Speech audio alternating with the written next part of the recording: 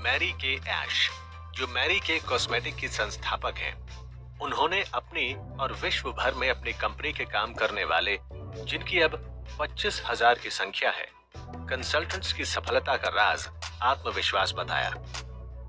उनका ये करियर साल पहले प्रारंभ हुआ था, जब उन्होंने स्टैनली होम प्रोडक्ट्स में काम करना शुरू किया।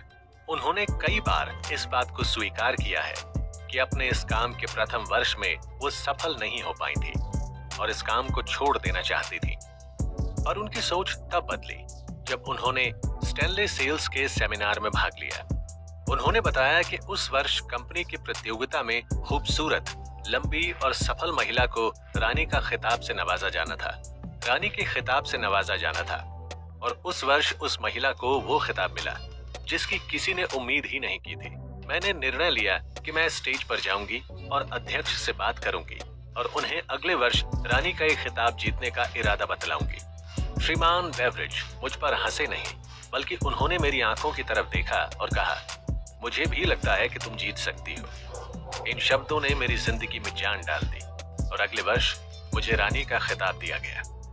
मैरी के ने इस बात को बताया कि सफलता हासिल करने का पहला कदम ये है कि आप खुद पर विश्वास रखें कि आप योग्य हैं और आप उस सफलता के असली हकदार हैं। उन्होंने अपने एक लेख में कामयाबी हासिल करने के लिए कुछ कदमों का अभ्यास करने के लिए बताया है। वे 4 कदम निम्न हैं। पहला, खुद को सफल व्यक्ति के रूप में महसूस कीजिए। हमेशा खुद को सफल व्यक्ति के रूप में देखें। उस व्यक्ति को सोचें जिसके जैसे आप बनना चाहते हैं। हर दिन कुछ वक्त अकेला बिताइए। आराम से शिथिल होकर बैठ जाइए। अपनी आंखें बंद कर लीजिए और अपनी चाहत और लक्ष्य पर ध्यान दीजिए। अपने आप को एक नए वातावरण में देखिए जिसकी आप कल्पना करते हैं। खुद को योग्य समझिए और आत्मविश्वास से ओत-प्रोत हो जाइए। दूसरी, पिछली सफलताओं को याद कीजिए। हर कामयाबी, चाहे वो छोटी हो या बड़ी, वो ये सिद्ध करती है कि आप योग्य हैं और सफल हो सकते हैं। पिछली सफलताओं को सेलिब्रेट कीजिए और जब भी आप निराश हो, उन कामयाबियों को याद कीजिए। तीसरी, लक्ष्य निर्धारित करें। साफ तौर पर यह तय कर लें कि आपको क्या चाहिए। इस बात से हमेशा चौकन्ना रहिए कि अपने लक्ष्य से कभी भ्रमित न होइए। चौथी, जिंदगी के लिए सकारात्मक रवैया रखें। खुद का सकारात्मक चित्र बनाएं। अपनी जिंदगी, कार्य और निर्णय सभी में विश्वास रखें और सकारात्मक रहें। इच्छा शक्ति से प्राकृतिक नियमों पर भी विजय हासिल की जा सकती है। अब मैं आपको एक ऐसे पुरुष की असामान्य कहानी बताने जा रहा हूँ जिससे चमत्कारिक पुरुष मैंने आज तक देखा ही नहीं, जिसे जन्म लेने के कुछ मिनट बाद देखा था। उसके कान नहीं थे। पहले तो डॉक्टरों ने कुछ भी बताने से मना किया, पर जब उन पर दबाव डाला गया तो उन्होंने बताया कि शायद ये बच्चा कभी बोल और सुन नहीं पाएगा। मैं डॉक्टर के विचार से सहमत नहीं था और मैं ऐसा कर सकता हूँ क्योंकि मैं उस बच्चे का पिता हूँ। मैंने मन ही मन डॉक्टर के विचार को चुनौती दे दी और खुद एक निर्णय ले बैठा कि ईश्वर बिना कान के मेरे बच्चे को इस दुनिया में भेज सकता है, पर वो उसे पूरी जिंदगी इस तरह यातनापूर्ण जीने के लिए विवश नहीं कर सकता। मैंने ये सोच लिया था कि मेरा बेटा सुनेगा भी और बोलेगा भी। ये मुझे नहीं पता था कि ये सब कैसे होगा, पर मैं इस बात पर जरूर विश्वास करता था कि जहाँ चाह है वहाँ राह है। मुझे महान एमर्सन की बात ध्यान आई। दुनिया की हर वस्तु सिर्फ एक ही बात सिखाती है, वो है विश्वास। हमें सिर्फ विश्वास करके प्रकृति के नियमों का पालन करना है। ये हम सभी पर समान रूप से लागू होती है। कभी आंख बंद करके आवाज सुनिए। प्रकृति आपको रास्ता जरूर दिखाएगी। वो रास्ता सिर्फ एक ही था, इच्छा शक्ति। मैंने अपने अंदर ये इच्छा शक्ति जगा ली थी कि मेरा बेटा सारी जिंदगी गूंगा और बहरा तो नहीं रह सकता। मैंने इस इच्छा शक्ति को कभी अपने मन से जाने नहीं दिया, यहाँ तक कि एक पल के लिए भी नहीं। कुछ वर्षों पहले मैंने लिखा भी था, हमारी सबसे बड़ी रुकावट हमारे मन में पड़े विचार ही है। अगले ही पल मैंने बिस्तर पर लेटे हुए अपने नवजात शिशु को देखा और ये सोचा कि अगर ये सब सही है तो मेरा बेटा बिना कानों के भी सुन सकता है। मैं मैंने प्रण लिया कि अपने बच्चे के मन में कतई ये बात नहीं आने दूंगा कि वो सुन और बोल नहीं सकता।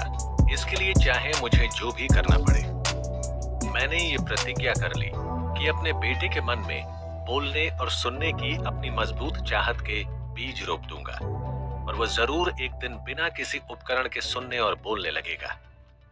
जब बच्चा थोड़ा सा बड़ा हुआ कि वो मेरे साथ सहयोग कर सके, मैंने अपनी मजबूत इच्छा शक्ति को भी उसके अंदर जगाने की कोशिश की ताकि ये चाहत सत्य के रूप में हमारे सामने आ सके। मैं हर रोज उसके कान के पास ये सब बोलता ताकि मेरे बेटे के मन तनिक भी ये स्वीकार न कर सके कि वो सुन नहीं सकता।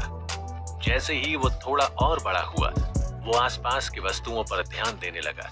हमने ये महसूस किया कि बेशक बहुत कम ही, पर बच्चे को हल्का सा सुनाई तो देता था।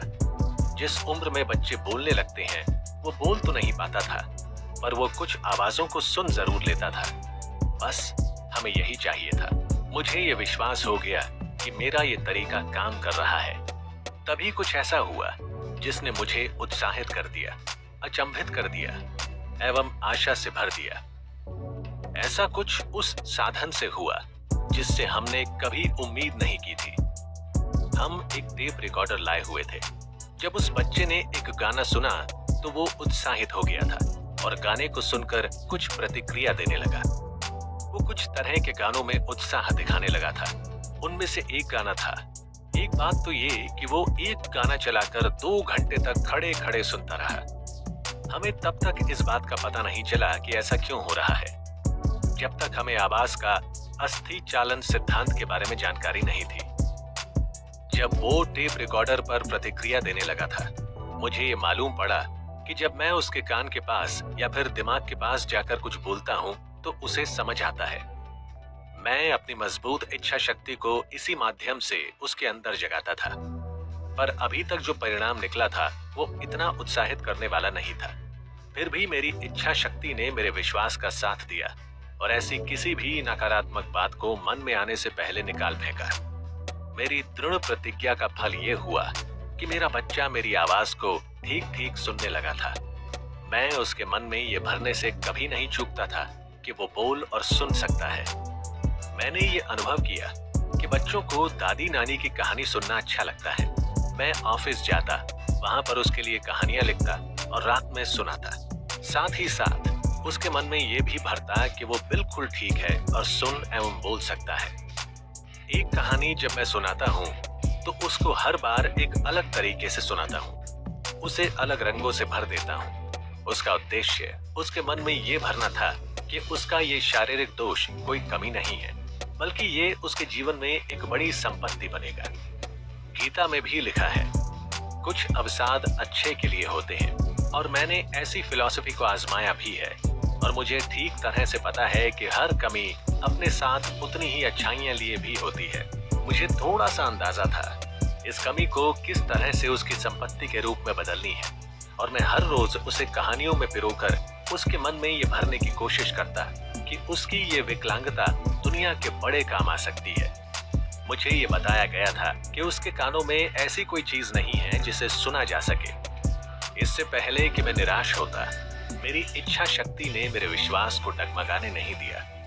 मैंने अपने बेटे के अंदर भी यही विश्वास जगा दिया था। सबसे खास बात उसकी अब ये थी कि वो मुझसे प्रश्न नहीं करता था और हर बात को मान लेता था।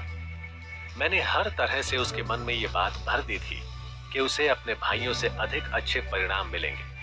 उदाहरण के तौर पर ये बच्चा सभी अध्यापकों के लिए विशेष था, इसलिए उस पर अधिक ध्यान देना लाजमी था। उसकी माँ ने उसे अध्यापकों से मिलकर ये समझा दिया था कि उसे अधिक ध्यान दिया जाए। जब वो इतना बड़ा हो गया कि वो समाचार पत्र वितरण कर सके, तो मैंने उसे ये समझाना शुरू कर दिया कि वो अपने भाई, उसका बड़ा भाई बाजार में समाचार पत्र बेचता था, से अधिक पैसा कमा सकता है, क्योंकि वो अपने भाई से अधिक बुद्धिमान और मेहनती है। हमने ये गौर किया, जैसे जैसे वो बड़ा हो रहा था, उसकी सुनने की क्षमता बढ़ रही थी। दूसरी तरफ उसके मन में अपनी कमी को लेकर ध्यान देने की आदत कतई नहीं थी। जब वो 7 वर्ष का हुआ, तब उसने पहली बार हमारी मेहनत को सफल सिद्ध किया। कुछ महीने तक उसने अपनी माँ से बाहर बाजार में समाचार पत्र बेचने की अनुमति मांगी, पर उसकी माँ उसके बहरेपन की वजह से डरी हुई थी। एक माँ की तरह उनकी भी चिंता वाजिब थी कि कहीं उसे कुछ सुनाई न दे और कोई दुर्घटना हो बैठे। फिर एक दिन अचानक वो मौका देखकर रसोई की खिड़की से कूदकर बाजार भाग गया। वहाँ एक मोची से उसने 6 सेंट लिए और उससे समाचार पत्र खरीदकर बेचा। ये उसने तब तक किया जब तक शाम नहीं हो गई। फिर उसने वापस आते समय मोची को उसके 6 सेंट वापस कर दिए। अंत में उसने पाया कि आज उसने सेंट कमाया। जब हम लोग घर पहुंचे तो वो अपने कमरे में बिस्तर पर सो रहा था। उसने अपनी मुट्ठी में सारे पैसे दबा रखे थे। उसकी माँ ने मुट्ठी खोली तो सिक्के एकदम से गिर पड़े। वो अपने बेटे की पहली कमाई पर भावुक होकर रोने लगी, जबकि मेरी प्रतिक्रिया विपरीत थी। मैं दिल खोल कर हंसा और उसके मन में मेरा रोपा गया बीज एक आकार ले चुका था। उसकी माँ सोच रही थी कि उसका बेटा ढंग से सुन नहीं सकता। कहीं पैसे कमाने के चक्कर में रास्ते में बेटे के साथ कोई दुर्घटना हो जाती तो। मैंने एक बहादुर, महत्वाकांक्षी, आत्मनिर्भर व्यापारी को देखा जिसे अपने ऊपर पूर्णतया विश्वास है। उसने कदम उठाया और वो जीत गया।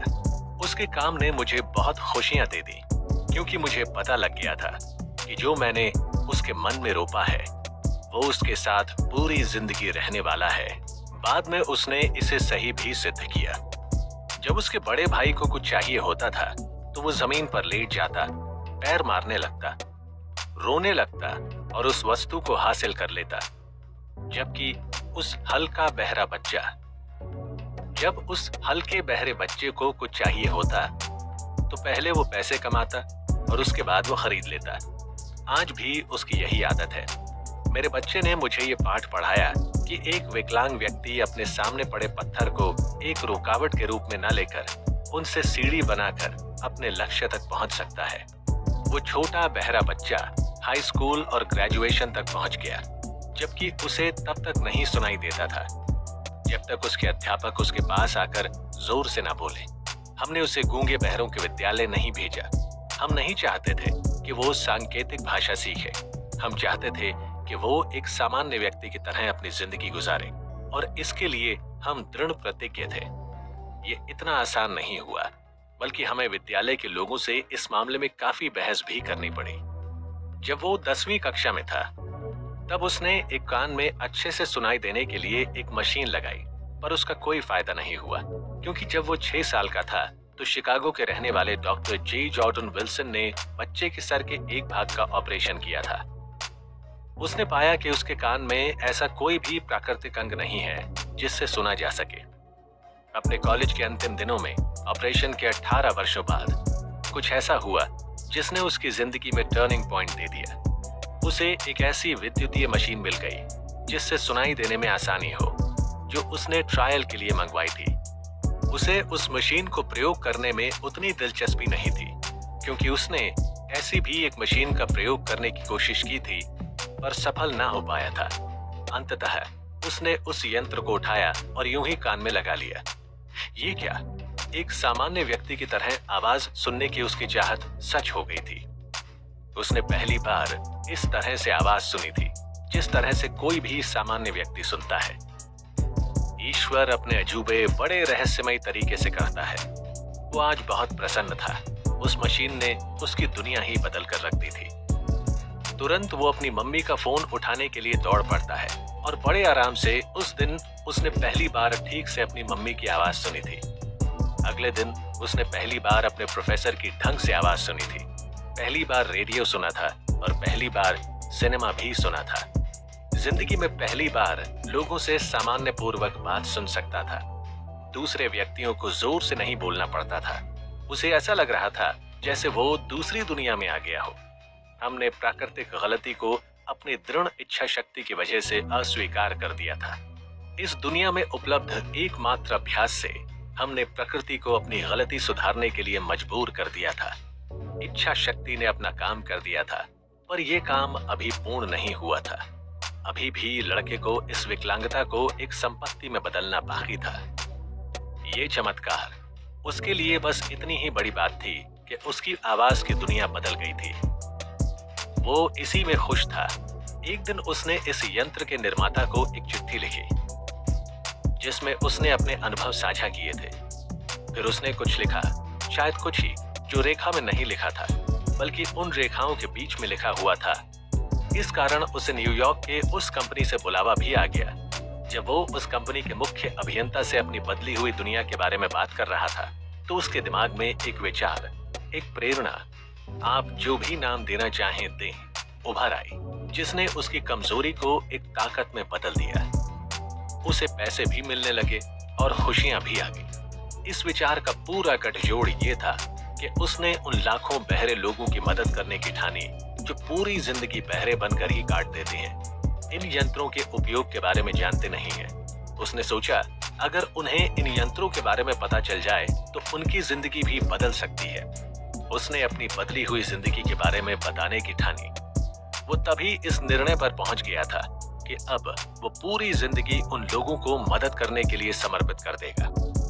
उसने तुरंत कंपनी के मार्केटिंग सिस्टम की जानकारी ली और फिर उसने ये खोजने की कोशिश की कि किस तरह से ऊंचा सुनने वाले व्यक्तियों से बात की जाए और उन तक इन नई खोजी गई विधियों द्वारा पहुंचा जाए। जब उसने अपना प्लान बना लिया तो उसे प्रेजेंटेशन देने के लिए कंपनी में बुलाया गया।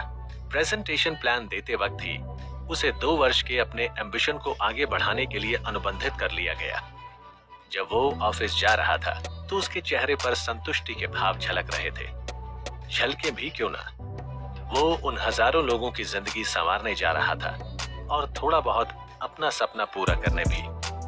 जैसे ही वो उस हियरिंग एड बनाने वाली कंपनी से जुड़ गया, उसके तुरंत बाद ही उसने मुझे उस कंपनी का गूंगे और बहरे लोगों के लिए लेक्चर सुनने के लिए बुलाया। इस लेक्चर का उद्देश्य ये था कि गूंगे और बहरे व्यक्तियों को सिखाया जा सके कि कैसे आसानी से बोला व सुना जा सकता है। इससे पहले मैंने इस तरह की शिक्षा के बारे में कभी सुना नहीं था। फिर भी संशय और इस बात की उम्मीद करता हुआ मैं वहां पहुंच गया कि मेरा वक्त बर्बाद नहीं होगा। मैंने वहां पहुंचकर पाया कि जो चाहत मैंने अपने बेटे में पैदा की थी, उसकी वजह से उसके अंदर उन बहरे लोगों के लिए बहुत कुछ कर गुजरने का लक्ष्य था। मैंने वहां पर यह पाया कि जिस सिद्धांत का मैं पिछले 20 वर्षों से प्रयोग कर रहा था, उसी के माध्यम से वहां गूंगे और बहरे लोगों को उनके जीवन से आगे निकलने की सलाह दी जा रही थी। अपनी जिंदगी के बदलने के बाद से ही मेरा बेटा ब्लेयर और मैं, हम दोनों लोग उन गूंगे बहरों के लिए लग पड़े हैं।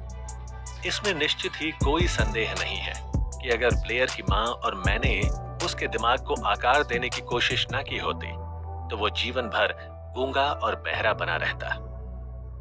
जब ब्लेयर बड़ा हो गया था तब डॉक्टर इरविन वूरहेस, जो इन सब मामलों के बहुत बड़े विशेषज्ञ थे, वो मेरे बेटे का ढंग से निरीक्षण करने के बाद बहुत अचंभित हुए कि वो कैसे सुन और बोल सकता है, जबकि सैद्धांतिक रूप से उसे सुनाई देना ही नहीं चाहिए।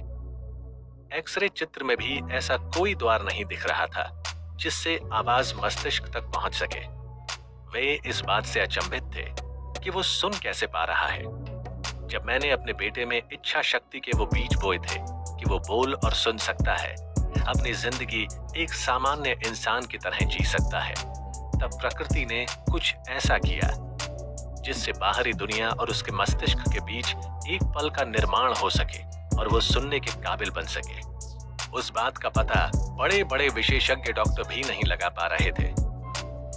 ये मेरे लिए भी ईश्वर के किसी चमत्कार से कम नहीं था।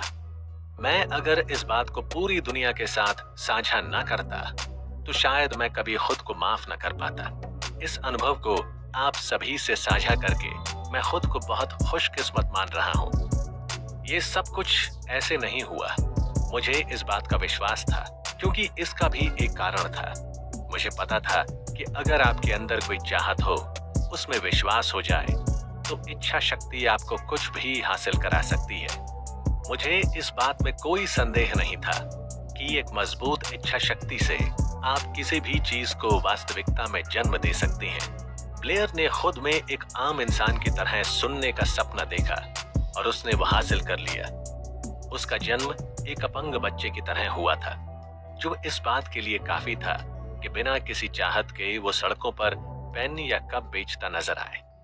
अब वही विकलांग बच्चा कई लाखों लोगों की मदद कर रहा था जिन्हें ऊंचा सुनाई देता था।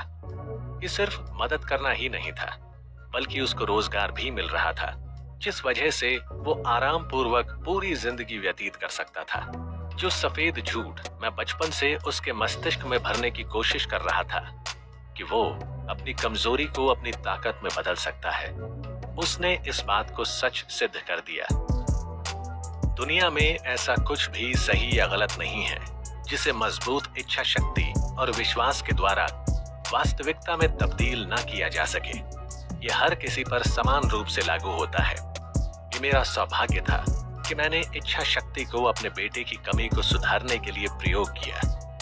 इससे अच्छा शायद ही किसी को इतना नजदीक से इस सिद्धांत का प्रयोग करने का मौका मिले। अगर प्रकृति इस इच्छा शक्ति के सामने झुक सकती है, तो किसी व्यक्ति या इंसान की क्या औकात है कि वो इस इच्छा शक्ति के सामने समर्पण न करे। यही मस्तिष्क के शक्ति की विशेषता है। हमें ये नहीं पता है कि ये कैसे काम करता है। हर व्यक्ति, हर जगह और हर वस्तु के लिए ये सिद्धांत बिल्कुल अलग तरह से काम करता है। शायद इस बात को विज्ञान सिद्ध कर सके। मैंने अपने बच्चे के मन में वो बीज बोए जिससे वो सुन और बोल सके, और ये वास्तविकता उसने सिद्ध कर दिया। मैंने अपने बेटे के मन में ये सुझाव दिया कि कैसे वो अपनी इस कमजोरी को अपनी ताकत बना सकता है, और उसने भी ऐसा कर दिखाया। ऐसे परिणाम किस तरह से आए, इसकी कार्य प्रणाली बताना कोई कठिन काम नहीं है। इस कार्य प्रणाली में 3 बातें हैं। पहली, कि मैंने विश्वास किया अपनी उस इच्छा पर कि वो सामान्य रूप से सुन सकता है जो मैंने अपने बेटे को बताई। दूसरा, कि मैंने हर उस उपलब्ध तरीके से अपनी बात को दृढ़ता पूर्वक लगातार प्रयास से उस तक पहुंचाया। तीसरा, महत्वपूर्ण ये कि उसने मुझ पर विश्वास किया। तीसरा, महत्वपूर्ण ये है कि उसने मुझ पर विश्वास किया। कई वर्षों बाद मेरे साथ काम करने वाले एक सहयोगी बीमार पड़ गए। उनकी हालत दिन प्रतिदिन बदतर होती जा रही थी। अंत में उन्हें अस्पताल में ऑपरेशन करने के लिए भर्ती कराया गया। जब वे ऑपरेशन थिएटर की तरफ पहियों वाले पलंग पर लेट कर जा रहे थे, तब मैंने उनकी ओर देखा और ये सोच में डूब गया कि इतने दुबले पतले और कमजोर व्यक्ति का ऑपरेशन कैसे हो सकता है। क्या ये ऑपरेशन सफल हो भी पाएगा या नहीं? डॉक्टर ने भी हमें ये चेतावनी दे दी थी कि उनकी बचकर वापस आने की बहुत कम उम्मीदें हैं। पर ये डॉक्टर की राय थी, ये मरीज की राय कतई नहीं थी। फर्क इससे नहीं पड़ता कि डॉक्टर क्या सोच रहा है, यहाँ पर फर्क इससे पड़ेगा कि मरीज क्या सोच रहा है। उसने जाते हुए मुझसे कहा, मित्र, चिंता मत करो, जल्दी ही मैं वापस आऊंगा और आपके साथ काम पर लगूंगा। नर्स ने मेरी तरफ दया भरी नजरों से देखा, परंतु वो मरीज ऑपरेशन के बाद सफलतापूर्वक ठीक होकर आ गया। सब कुछ सही होने के बाद डॉक्टर ने मुझे बताया कि उसकी जीने की चाहत ने उसे बचा लिया। अगर उसकी इच्छा शक्ति ने मौत को मना न किया होता तो शायद वो बचकर वापस लौट न पाता। मैं इच्छा शक्ति में विश्वास करता हूँ। मैंने गरीबी से उठते हुए देखा है लोगों को। सैकड़ों असफलताओं के बाद सफलता की बुलंदियां छूते देखी हैं लोगों को। मैंने अपने विकलांग बेटे को एक सामान्य और सफल जिंदगी जीते हुए भी देखी है, जबकि जन्म लेते ही प्रकृति ने उसके कान दिए ही नहीं थे। इस अध्याय में आपने पढ़ा कि कैसे कोई अपनी इच्छा शक्ति का उपयोग कर सकता है। मजबूत इच्छा शक्ति से आप वो सब कुछ पा सकते हैं जो आप सोचते हैं। ये संभव है उस मस्तिष्क रसायन से जो प्रकृति आपको मजबूत इच्छा शक्ति होने पर खोलती है। दुनिया में कुछ भी असंभव नहीं है। वो सब कुछ आप पा सकते हैं जो आप सोचते हैं। विश्वास, इच्छा की प्राप्ति के लिए कल्पना करना और उस पर विश्वास करना। दौलतमंद बनने की ओर दूसरा कदम। विश्वास मन का मुख्य रसायन है। जब विचारों की आवृत्ति विश्वास के साथ जुड़ती है तो अंतर मन उन विचारों की आवृत्ति को आध्यात्मिक शक्ति के रूप में असीम शक्ति के पास भेज देता है, जो उसे वास्तविक रूप में आकार दे सके। सभी सकारात्मक भावनाओं में सबसे ताकतवर भाव होते हैं विश्वास, प्रेम और सेक्स। जब ये तीनों मिलते हैं तो इनमें इतनी अपार शक्ति होती है जिससे विचारों में नई ऊर्जा भर के तुरंत अंतर मन में पहुंच जाती है, जहां ये आध्यात्मिक शक्ति के रूप में बदल जाती है। आध्यात्मिक शक्ति वो माध्यम है जो असीम शक्ति से वास्तविक जीवन में विचारों को साकार करने का जवाब लेकर आती है। प्रेम और विश्वास मन से संबंधित है, जो अधिकतर आध्यात्म पक्ष से जुड़े हुए हैं, जबकि सेक्स पूरी तरह जीव विज्ञान से संबंधित है। ये सिर्फ शरीर से जुड़ा हुआ पक्ष है। इन तीनों भावनाओं का मिश्रण नियत, विचारणीय मन और असीम शक्ति के बीच संवाद का सीधा रास्ता बनाता है। विश्वास कैसे विकसित किया जाए? विश्वास एक ऐसी मनः स्थिति है जिसे आत्म सुझाव सिद्धांत द्वारा अंतर मन में बार बार सुझाव देने से विकसित किया जा सकता है। विश्वास ऐसी योग्यता है जो इच्छा के संवेग यानी धन को भौतिक रूप में साकार कर सकता है। जो अगले अध्याय आत्म सुझाव और अध्याय अंतर्मन में अनुदेश बताए गए हैं, उन्हें पढ़कर आपको पता चलेगा कि आप जो चाहते हैं उसके बारे में अगर अंतर्मन को विश्वास दिला दें तो उसे वो जरूर मिलता है। आपके लक्ष्य प्राप्ति के लिए अंतर्मन आपके विश्वास के आधार पर काम करेगा। अगर किसी व्यक्ति के पास विश्वास का नामो निशान ही नहीं है तो उसे ये बताना बहुत मुश्किल है कि किस तरह विश्वास विकसित किया जा सकता है। ये ठीक उतना ही मुश्किल है जितना किसी अंधे व्यक्ति को लाल रंग के बारे में बताना। विश्वास एक मनः स्थिति है जिसका विकास किताब में दिए गए इन 13 सिद्धांतों पर महारत हासिल करने के बाद किया जा सकता है। बार बार अपने मन में सुझाव डालना ही खुद से भावनाएं विकसित करने का एकमात्र जरिया है। आगे दिए गए विवरण से ये साफ हो जाएगा। जो सुझाव आप मन में डालते हैं वही बन जाते हैं, यहाँ तक कि अपराधी भी। एक आपराधिक रसद में कहा गया है, जब लोग पहली दफा अपराध या अपराधियों के संपर्क में आते हैं तो उनसे घृणा करते हैं। अगर फिर भी वो किसी तरह कुछ दिनों तक अपराध के संपर्क में बने रहें तो उसके आदी होने लगते हैं और सहन करना सीख जाते हैं। जब वो काफी लंबे समय तक उसके संपर्क में रहते हैं तो अपराध से प्रभावित होकर उसमें शामिल हो जाते हैं। अगर इस बात को इस तरह कहें कि अगर आप आवेश के साथ किसी विचार को लगातार सोचते हैं तो अंतर्मन इस विचार को स्वीकार कर लेता है और इस पर कार्य करता है। अंतर्मन उस संवेग को साकार रूप देने के लिए कोई ना कोई व्यवहारिक प्रक्रिया उपलब्ध कराता है। वे सभी विचार जिनसे भावनाएं जुड़ जाती हैं और उनमें विश्वास भर जाता है तो वो विचार खुद को भौतिक रूप में तब्दील कर लेते हैं। ऐसे लाखों लोग हैं जो ये मानते हैं कि वो गरीबी और भूखमरी में जीने के लिए इसलिए अभिशप्त हैं क्योंकि कोई रहस्यमयी शक्ति उनके खिलाफ काम कर रही है जिस पर उनका कोई नियंत्रण नहीं है। इस नकारात्मक आस्था या विश्वास के कारण वे अपने दुर्भाग्य के निर्माता खुद होते हैं, क्योंकि उनका अंतर्मन उनके इस नकारात्मक विश्वास को पकड़ लेता है और इसे भौतिक रूप में आकार देता है। एक बार फिर ये बताना उचित होगा कि यदि आप अपनी इच्छा को हकीकत में बदलना चाहते हैं तो आप उसे अपने अंतर्मन तक पहुंचा दीजिए, परंतु इसके लिए ये जरूरी है कि आपकी चाहत मजबूत और आशावादी हो। अगर ऐसा है तो आप उसे भौतिक रूप में बदल सकते हैं। आपका विश्वास ही वो भाव है जो आपके अंतर्मन की क्रिया निर्धारित करता है।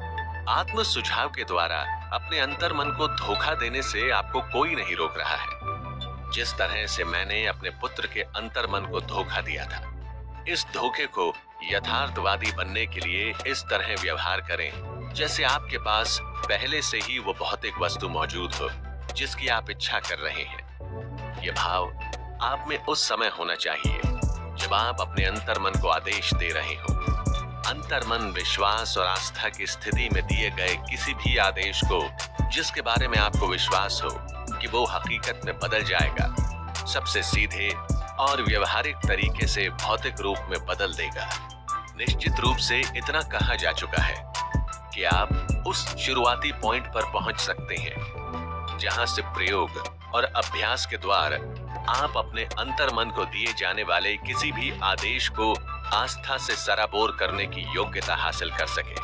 पूर्णतया अभ्यास से ही आएगी। ये केवल निर्देशों को पढ़ने भर से नहीं आ सकती। आपके लिए ये अनिवार्य है कि आप सकारात्मक भावनाओं को अपने मन की प्रबल शक्तियों के रूप में प्रोत्साहन करें और नकारात्मक भावनाओं को हतोत्साहित करके उन्हें अपने मन से निकाल दें। जिस मन में सकारात्मक भावनाओं की प्रबलता होती है वो उस मन आस्था का प्रिय निवास बन जाता है। वो मन इच्छा के अनुरूप अंतर्मन को निर्देश देता है, जिसे ये स्वीकार करता है और इस पर तुरंत कार्य करता है।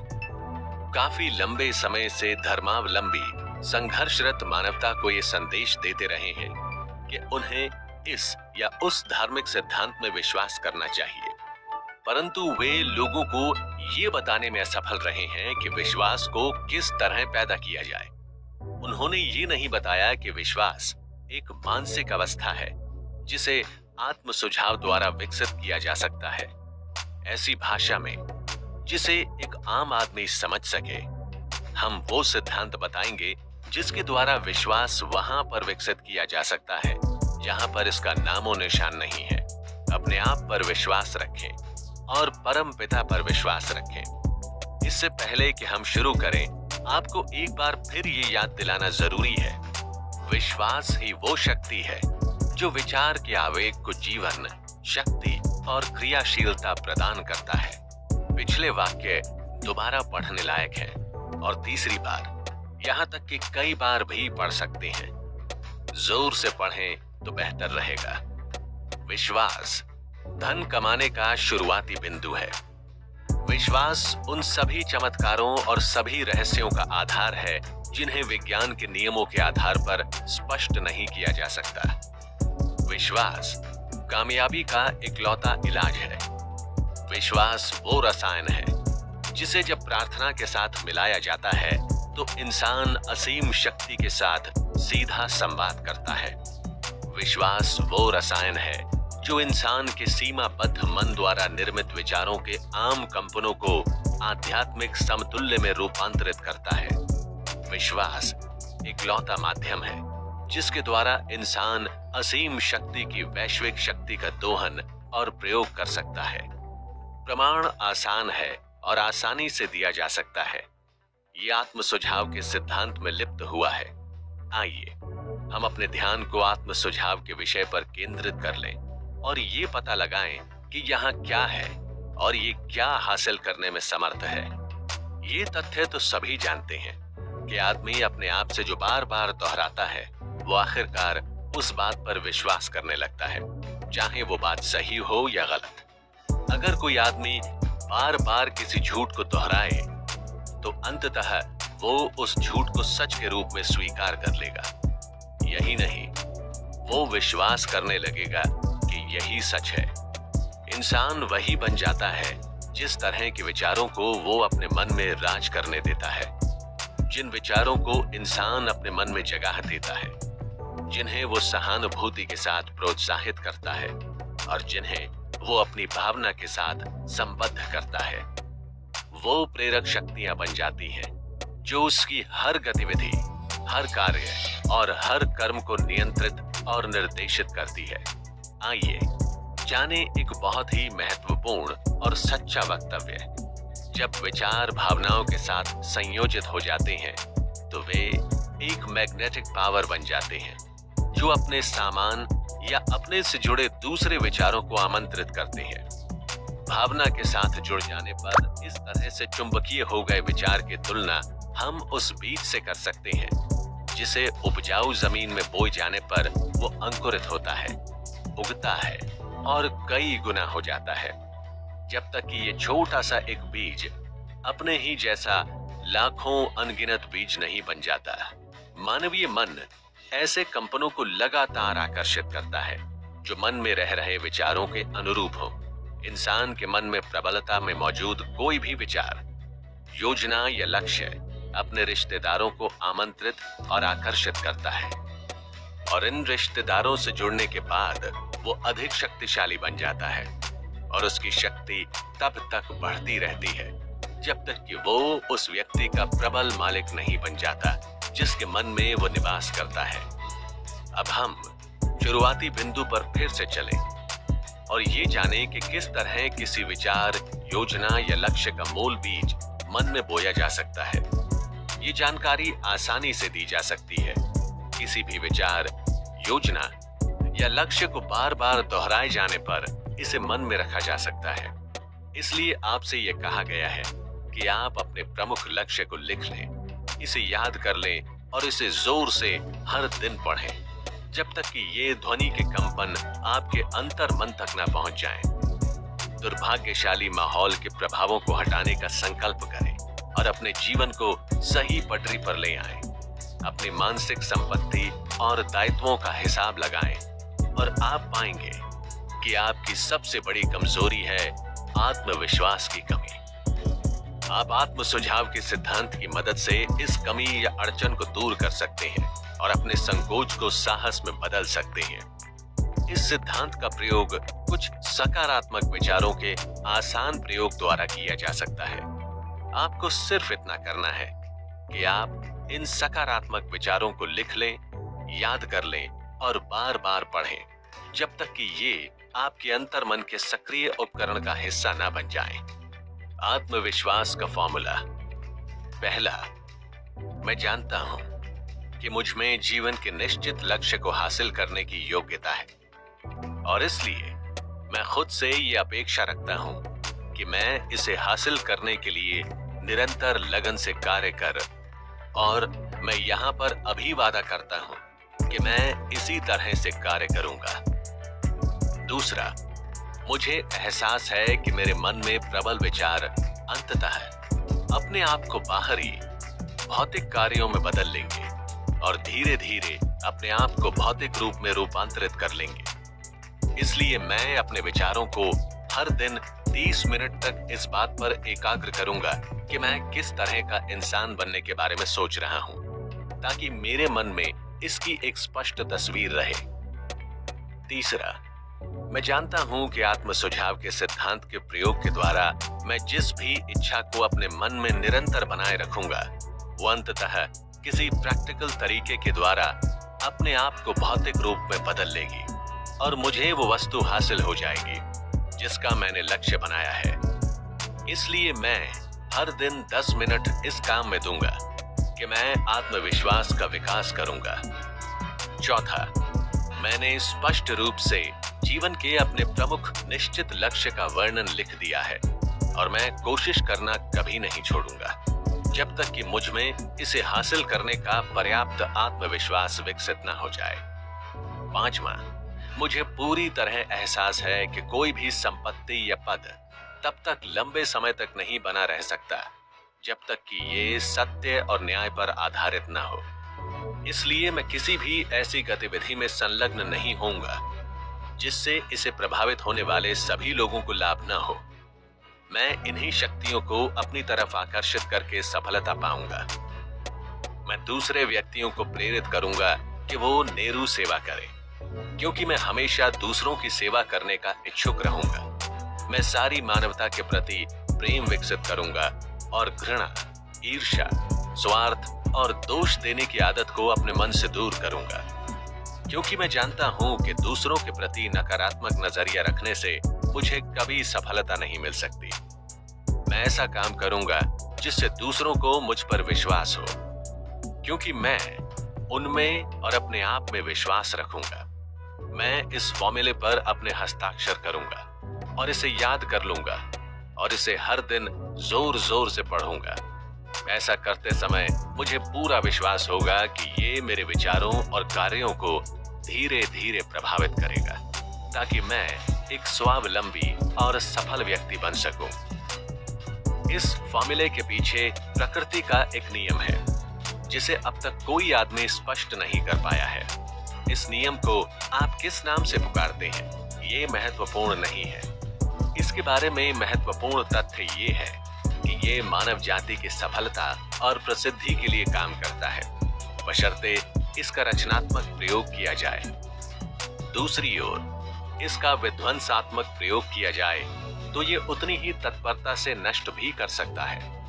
इस वक्तव्य में एक बहुत महत्वपूर्ण सच्चाई छुपी है, यानी जो हार जाते हैं और गरीबी, दुख और कष्ट में अपने जीवन गुजारते हैं, वो ऐसा इसलिए करते हैं क्योंकि उन्होंने आत्म सुझाव के सिद्धांत का नकारात्मक प्रयोग किया है। इसका कारण ये तथ्य है कि विचार के सभी संवेगों में ये प्रवृत्ति होती है कि वे अपने आप को अपने भौतिक रूप में रूपांतरित कर लेते हैं। अंतर मन को इस बात से कोई फर्क नहीं पड़ता कि विचार रचनात्मक है या विध्वंसात्मक। ये उस सामग्री पर काम करता है जो हम अपने विचार संवेगों के द्वारा इसे प्रदान करते हैं। अंतर मन डर के द्वारा आवेशित विचार को भी उतनी ही तेजी से हकीकत में बदल देगा जितनी तेजी से ये साहस और विश्वास के द्वारा प्रेरित विचार को हकीकत में बदलेगा। बिजली का यदि रचनात्मक प्रयोग किया जाए तो ये उद्योग के पहिए को आगे बढ़ाती है और मानव जाति की सेवा करती है, परंतु नकारात्मक प्रयोग किए जाने पर ये जान भी ले सकती है। उसी तरह आत्म सुझाव का नियम आपको सुख, शांति और समृद्धि दे सकता है, या फिर ये आपको दुख, असफलता और मृत्यु की घाटी में फेंक सकता है, जो इस बात पर निर्भर करता है कि आप इसे किस हद तक समझते या लागू करते हैं। अगर आप अपने मन में डर, शंका और अविश्वास भर लेते हैं, अगर आप ये मानते हैं कि आप में असीम शक्तियों के साथ जुड़ने और उनका प्रयोग करने का सामर्थ्य नहीं है, तो आत्म सुझाव का नियम इस अविश्वास के भाव को लेगा और इसे उस सांचे में डाल लेगा जिसके द्वारा आपका अंतर मन इसे इसके भौतिक रूप में बदल लेगा। उस हवा की तरह जो एक जहाज को पूर्व दिशा में ले जाती है और दूसरे को पश्चिम दिशा में। आत्म सुझाव का नियम आपको ऊपर उठा सकता है या नीचे गिरा सकता है, जो इस बात पर निर्भर करता है कि आपने अपने विचार की पाल को किस तरह से बांधा है। आत्म सुझाव के नियम के द्वारा कोई भी व्यक्ति उपलब्धि की कल्पनातीत ऊंचाइयों को छू सकता है, और ये इस कविता में बहुत अच्छी तरह से अभिव्यक्त होता है। अगर आप सोचते हैं कि आप हार गए हैं, तो आप हार गए हैं। अगर आप सोचते हैं कि आप में हिम्मत नहीं है, तो आप में नहीं है। अगर आप जीतना चाहते हैं लेकिन सोचते हैं कि आप जीत नहीं सकते, तो ये लगभग तय है कि आप नहीं जीत पाएंगे। अगर आप सोचते हैं कि आप हारेंगे, तो आप हार चुके हैं, क्योंकि दुनिया में हमने सिर्फ ये पाया है, सफलता किसी व्यक्ति की इच्छा से शुरू होती है। सफलता किसी व्यक्ति की इच्छा से शुरू होती है। ये पूरी तरह से मानसिक स्थिति पर निर्भर है। अगर आप सोचते हैं कि आप पिछड़ गए हैं, तो सचमुच ऐसा ही है। आपको ऊपर उठने के बारे में सोचना होगा। आपको अपने आप पर विश्वास करना होगा, और तभी आप जिंदगी में कुछ कर सकते हैं।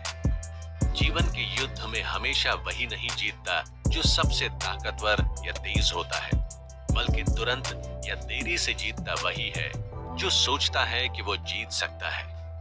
उन शब्दों पर ध्यान दीजिए जिन पर जोर दिया गया है, और आप उस गहन अर्थ को समझ लेंगे जो कवि के मन में था।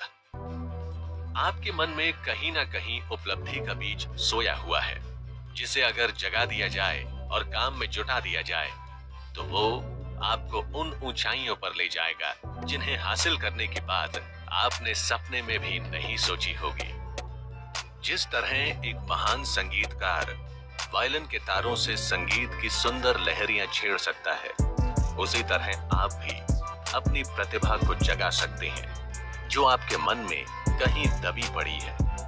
इसके माध्यम से आप अपने आप को ऊपर की तरफ ले जा सकते हैं और जिस लक्ष्य को प्राप्त करना चाहते हैं, उस लक्ष्य को प्राप्त कर सकते हैं। 40 साल की उम्र तक अब्राहम लिंकन ने जिस काम में हाथ डाला, वे उसमें असफल रहे।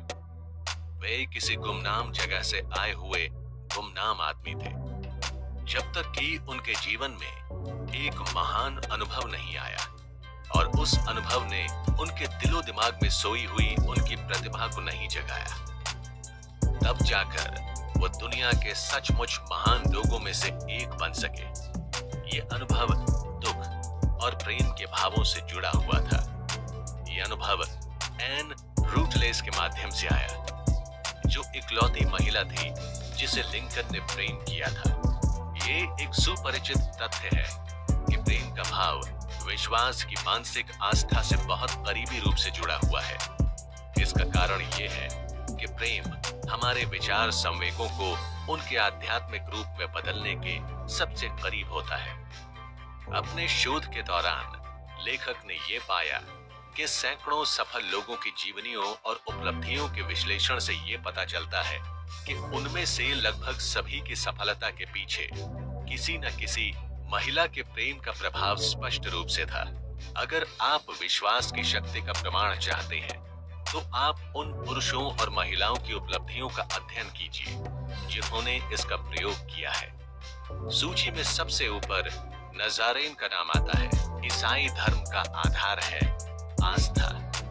चाहे कितने ही लोगों ने इस महान शक्ति के अर्थ को गलत ढंग से विश्लेषित किया है और तोड़ा मरोड़ा है, ईसा मसीह की शिक्षा और उपलब्धियों का सार, जिसे चमत्कार के रूप में विश्लेषित किया जा सकता है, विश्वास या आस्था ही है। अगर चमत्कार जैसी कोई चीज होती है, तो ये केवल उस मानसिक अवस्था के द्वारा ही हो सकती है जिसे विश्वास कहा जा सकता है। आइए अब हम उस आदमी के जीवन में विश्वास की शक्ति देखें जिसे पूरी मानव सभ्यता बहुत अच्छी तरह से जानती है। उस आदमी का नाम है महात्मा गांधी। इस आदमी में विश्वास की संभावनाओं का सबसे चमत्कारी उदाहरण देखने को मिलेगा। अपने समय में गांधी जी के पास जितनी शक्ति थी, उतनी किसी भी जीवित व्यक्ति के पास नहीं थी। इसके बावजूद उनके पास शक्ति के कोई पारंपरिक औजार नहीं थे, जैसे कि धन, युद्ध के जहाज, सिपाही या हथियार। गांधी जी के पास पैसा नहीं था, घर नहीं था, उनके पास एक सूट भी नहीं था, परंतु उनके पास शक्ति थी। उनके पास ये शक्ति कैसे आई? उन्होंने इसे विश्वास के सिद्धांतों की समझ के द्वारा विकसित किया और उनमें ये योग्यता थी कि वो अपनी आस्था को 20 करोड़ लोगों के दिमाग में बो सके।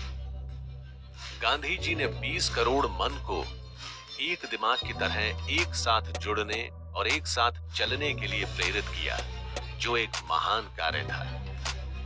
विश्वास के सिवाय और कौन सी शक्ति इतना कर सकती थी?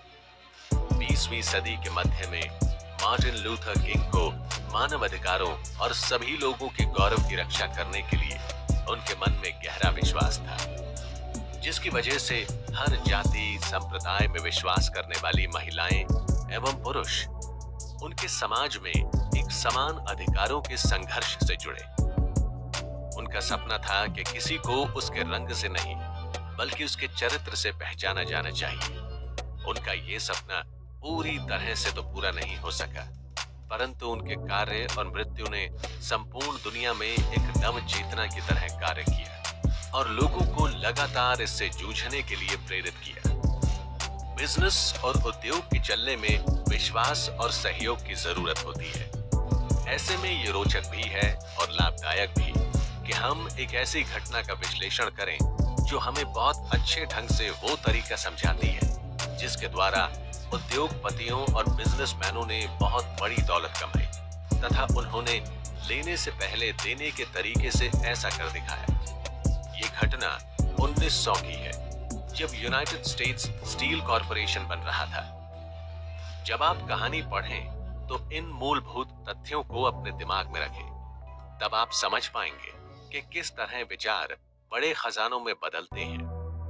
अगर आप उन लोगों में से हैं जो अक्सर आश्चर्य करते हैं कि किस तरह ढेर सारी दौलत कमाई जाती है, तो यूनाइटेड स्टेट्स स्टील कॉरपोरेशन के निर्माण की ये कहानी आपको काफी कुछ सिखा देगी। अगर आपको इस बारे में जरा से भी शंका है कि इंसान विचारों के माध्यम से या सोचकर अमीर बन सकते हैं, तो ये कहानी आपके मन से शंका को भगा देगी, क्योंकि आप यूनाइटेड स्टेट्स स्टील की कहानी में इस पुस्तक में बताए गए सिद्धांतों का प्रयोग पाएंगे।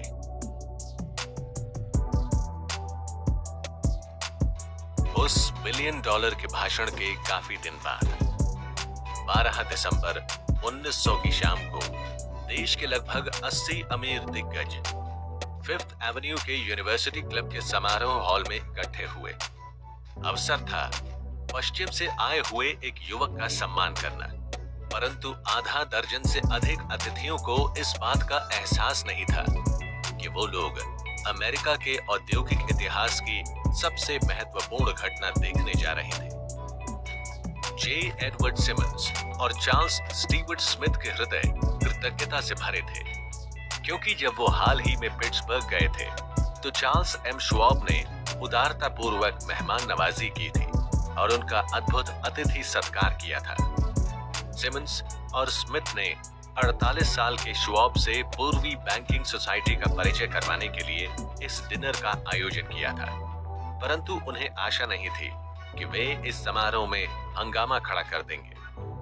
उन्होंने उन्हें ये चेतावनी दी थी कि न्यूयॉर्क के लोग भाषण की कला को पसंद नहीं करेंगे और उनसे प्रभावित नहीं होंगे, तथा यदि वो स्टीलमैन, हरी में और वोल्टर बिट जैसे श्रोताओं को बोर नहीं करना चाहते तो बेहतर होगा कि वो अपने भाषण को 15 या 20 मिनट तक सीमित रखें और फिर अपनी बात खत्म कर दें। जॉन पियरपोंट मॉर्गन अपने उच्च पद के कारण श्वाब की दाईं तरफ बैठे हुए थे।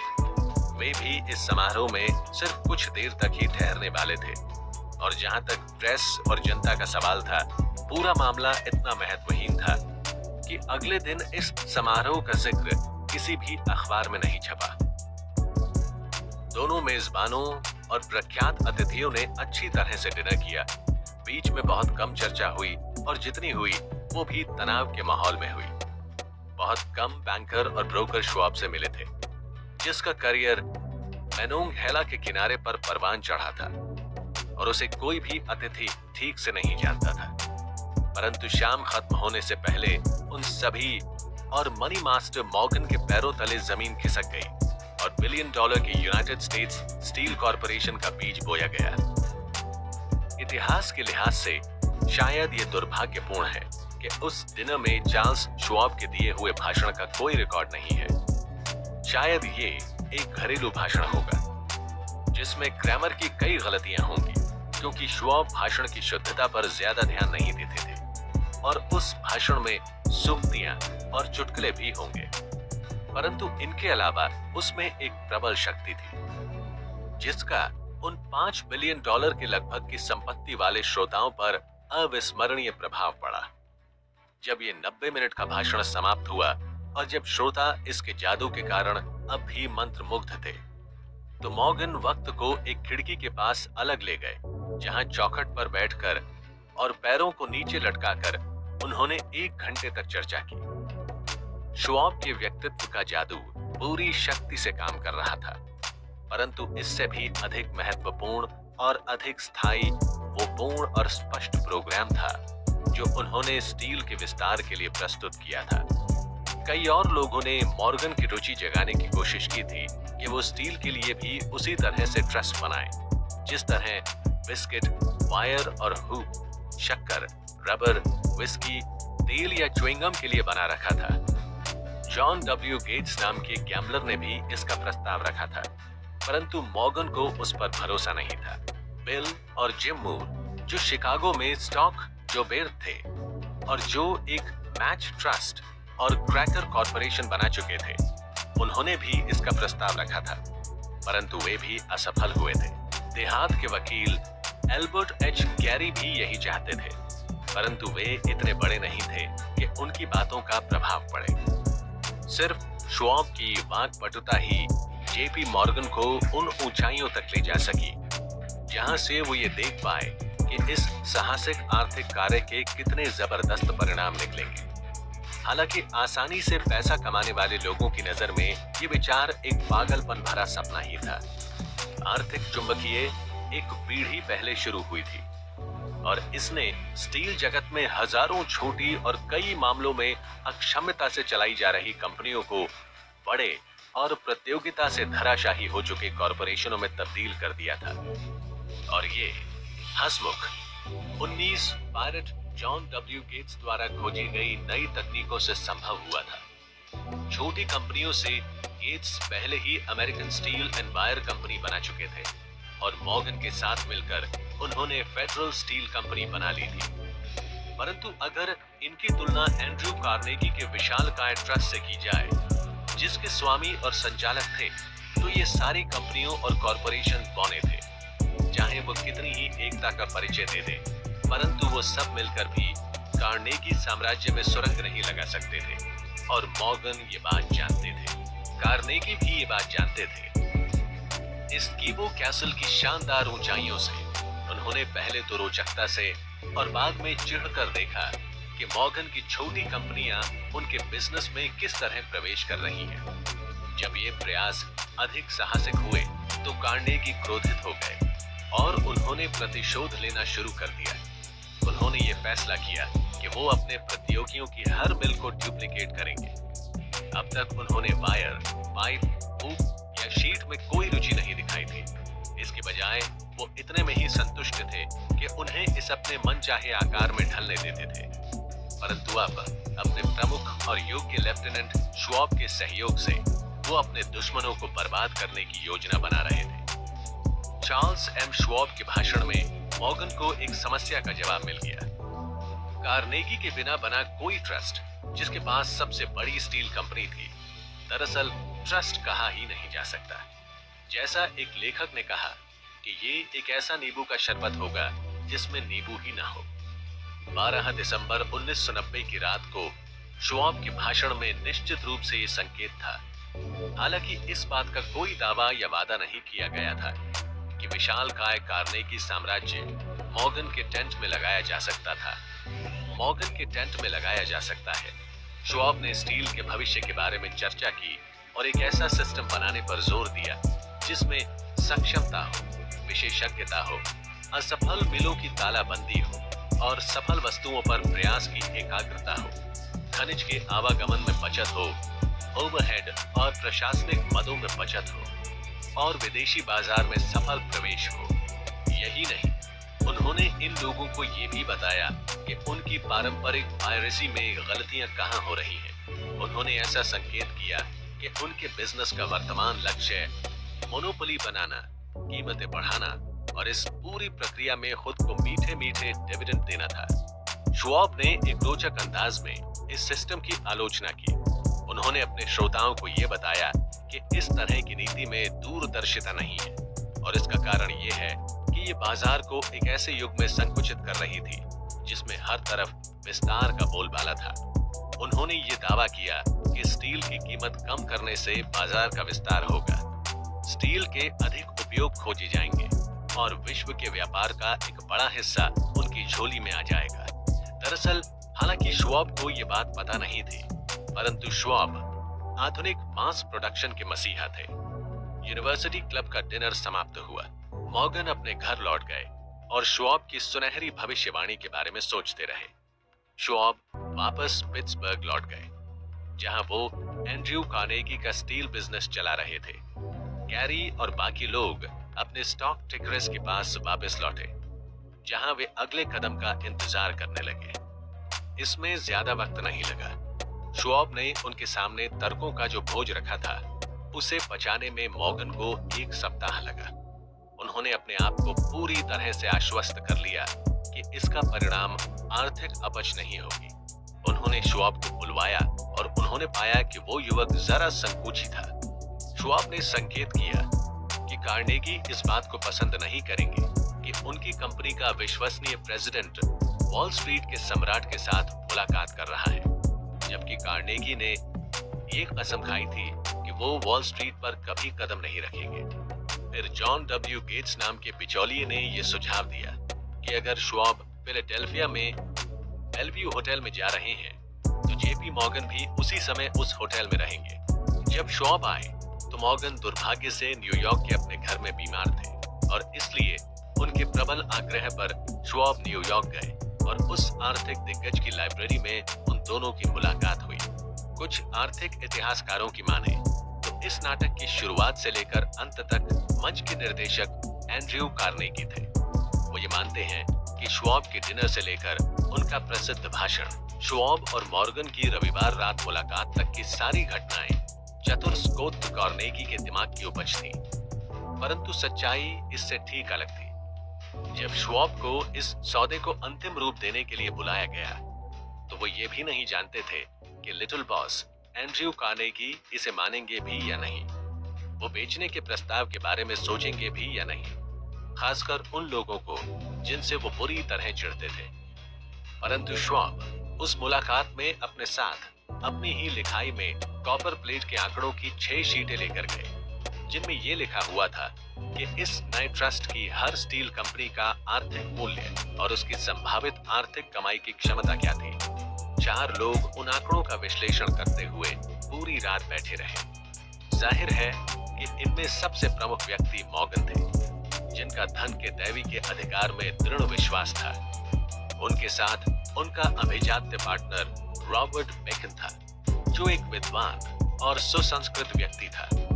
तीसरा था जॉन डब्ल्यू गेट्स, जिसे मॉर्गन एक गैम्बलर होने के कारण छोटा समझते थे और उसे एक औजार की तरह इस्तेमाल करते थे।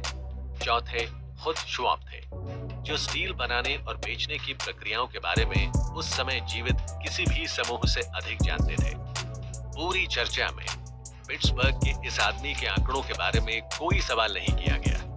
अगर उन्होंने कह दिया कि किसी कंपनी का मूल्य इतना था, तो उस कंपनी का मूल्य उतना ही था, न उससे अधिक न उससे कम। उन्होंने इस बात पर जोर दिया कि इस ट्रस्ट में केवल वो ही कंपनियां रहें जिनका नाम उन्होंने लिखा था। उन्होंने एक ऐसे कॉर्पोरेशन की रचना की थी जिसमें कोई डुप्लीकेशन नहीं होगा और उन मित्रों के लालच की संतुष्टि भी नहीं होगी जो अपनी कंपनियों के बोझ को मॉर्गन के विशाल कंधों पर उतारना चाहते होंगे। जब सुबह हुई तो मॉर्गन उठे और उन्होंने अपनी कमर सीधी की। केवल एक ही सवाल रह गया था, क्या आपको लगता है कि आप एंड्रयू कार्नेगी को बेचने के लिए राजी कर सकते हैं? उन्होंने पूछा। श्वाब ने उत्तर दिया, मैं कोशिश करूंगा। अगर आप उन्हें बेचने के लिए राजी कर लें तो मैं खरीद लूंगा, मॉर्गन ने जवाब दिया। श्वाब ने उत्तर दिया, मैं कोशिश करूंगा। यहां तक सब कुछ ठीक था, परंतु क्या कार्नेगी बेचेंगे, और अगर बेचेंगे तो वो बदले में कितनी रकम मांगेंगे? श्वाब का अनुमान था लगभग 32 करोड़ डॉलर, और वो ये रकम किस रूप में चाहेंगे? कॉमन या प्रेफर्ड स्टॉक के रूप में? बॉन्ड के रूप में नकद कोई भी $1 बिलियन का प्रतिशत नकद में नहीं दे सकता था। जनवरी में वेस्ट चेस्टर में सेंट एंड्रयूज लिंक्स में एक गोल्फ गेम चल रहा था और एंड्रयू ठंड से बचने के लिए स्वेटर पहने हुए थे और चार्ली लगातार बोल रहे थे ताकि कार्नेगी का हौसला बुलंद रहे। बिजनेस के बारे में एक शब्द भी नहीं बोला गया जब तक कि वो दोनों कार्नेगी कॉटेज की रामदेही गर्मी में नहीं बैठ गए। फिर उसी वाक्पटुता के साथ जिससे उन्होंने यूनिवर्सिटी क्लब के 80 करोड़ पतियों को मंत्र मुग्ध किया था, श्वाब ने आराम से रिटायर होने के सुनहरे सपने बताए और बूढ़े आदमी की सामाजिक इच्छाओं को संतुष्ट करने के करोड़ों अरबों का जिक्र किया। कार्नेगी ने जवाब में कागज के एक टुकड़े पर एक रकम लिखकर श्वाब को थमा दी और कहा, ठीक है, हम इतने में बेच देंगे। आंकड़ा लगभग 40 करोड़ डॉलर था और अगर श्वाब के द्वारा अनुमानित 32 करोड़ डॉलर के आंकड़े को मूलभूत आंकड़ा माना जाए तो इसमें पिछले 2 सालों में पूंजी मूल्य में हुई वृद्धि के रूप में 8 करोड़ जोड़ दिए गए थे। बाद में ट्रांस अटलांटिक लाइनर के डेक पर खड़े होकर कार्नेगी ने मॉर्गन से अफसोस में कहा कि काश मैंने आपसे 100 करोड़ डॉलर अधिक मांगे होते। अगर आपने मांगे होते तो आपको वो भी मिल गए होते। मॉर्गन ने खुश होकर बताया। इस बात से काफी सनसनी फैली। एक ब्रिटिश संवाददाता ने तार दिया कि विदेशी स्टील जगत इस दैत्याकार ट्रस्ट से स्तंभित है। एल के प्रेसिडेंट हेनली ने घोषणा की कि अगर देश में ट्रस्ट बनाने संबंधी नियम नहीं बनाए गए तो अगले 25 सालों में वॉशिंगटन में एक सम्राट शासन करेगा। परंतु योग्य स्टॉक विशेषज्ञ ने एक स्टॉक को जनता की इतनी योग्यता से बेच दिया कि सारा का सारा पानी, कई लोगों का अनुमान था 600 करोड़ डॉलर, पलक झपकते ही सोख लिए गए। कार्नेगी के पास करोड़ों डॉलर थे और मॉर्गन सिंडिकेट के पास कष्ट उठाने के एवज में 62 करोड़ डॉलर और गेट्स से लेकर गैरी तक सभी के पास करोड़ों डॉलर थे। 48 साल के श्वाब को भी अपना पुरस्कार मिला। वे इस नए कॉरपोरेशन के प्रेसिडेंट बन गए और 1930 तक इस पर नियंत्रण करते रहे। अब एक अन्य उदाहरण बताते हैं किस तरह अपने एक विचार पर विश्वास रखने मात्र से एक व्यक्ति ने अपने लिए करोड़ों डॉलर धन एकत्रित कर लिया और कई अनगिनत लोगों को दौलतमंद बनने में मदद की। सर जॉन टेम्पल्टन ऐसे ही व्यक्ति हैं जिन्हें धन इन्वेस्ट करने की अपनी प्रतिभा पर पूर्ण रूप से विश्वास था। टेम्पल्टन आम लोगों से धन इन्वेस्ट करने में काफी समझदार थे, क्योंकि अधिकतर लोग भावनाओं में बहकर अज्ञानता में या फिर कॉमन सेंस में धन इन्वेस्ट कर देते हैं। उन्हें ऐसा महसूस हुआ कि पैसा इन्वेस्ट करने की अपनी प्रतिभा से वो अपने लिए काफी धन कमा सकते हैं, पर उन छोटे इन्वेस्टर्स को मदद नहीं कर सकते जिन्हें वो मदद करना चाहते हैं। अपनी इस इच्छा को पूरा करने के लिए उन्होंने म्यूचुअल फंड्स की शुरुआत की, जिसमें छोटे इन्वेस्टर्स पैसा लगा सकते थे। ये उस समय एक बेहतरीन प्रोजेक्ट की तरह उभर कर आया, क्योंकि ये उस वक्त के हिसाब से बहुत नई सोच थी। टेम्पल्टन ने उस कॉन्सेप्ट की शुरुआत की जो आज के समय में म्यूचुअल फंड्स के नाम से चल रहा है।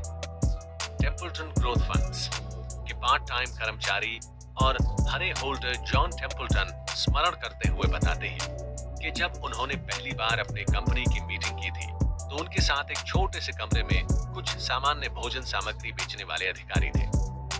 आज के वक्त टेम्पल्टन फंड के अंदर 6000 से अधिक कर्मचारी काम करते हैं और उनकी संपत्ति $36 बिलियन से अधिक पहुंच चुकी है। इस विकसित गति से ही टेम्पल्टन ग्रुप आज सबसे अग्रणी फंड ग्रुप में काबिज है। उसका एक उदाहरण ये है कि आज से 3 वर्ष पहले जिस कंपनी ने भी अपने $10,000 टेम्पल्टन फंड में लगाए थे, आज उनकी कीमत $1 बिलियन है। 1992 में जब उन्होंने अपनी company Templeton funds of invest को $400 मिलियन में बेचा था, तब तक उनका मन संतुष्ट हो गया था कि वो दौलतमंद बनने में काफी लोगों की मदद कर चुके हैं।